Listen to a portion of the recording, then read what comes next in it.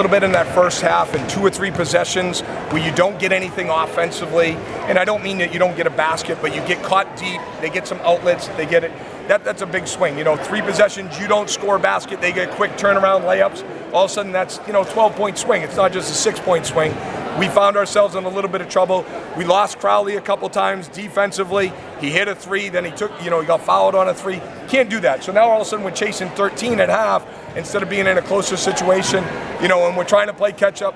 We cut it to 1, had a good opportunity, and then they make another spurt because we get out of sorts. We called timeout. We try to get ourselves back into a good position. It was a little bit tough, though. It was a learning experience for us.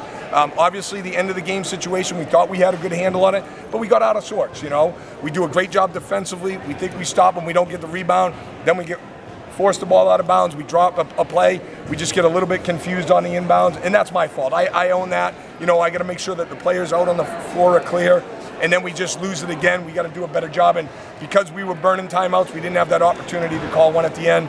They're a tough team, and you can't have those miscues during the game, especially at the end of the game. But you can focus on the end, but it's really early on where we let it get away from us a little bit.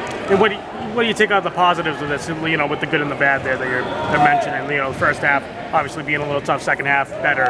So one of the keys for us has always been being able to do things on the fly, make changes on the fly, adjustments on the fly. Our team has been doing a great job with that, making adjustments.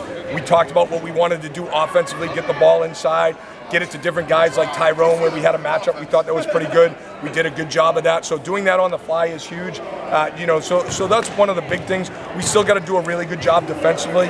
I thought we did a pretty good job against Crowley. I thought we did a pretty good job against Frost, particularly in the second half. But in the end, we just didn't have enough good plays, and they had some better ones at the end.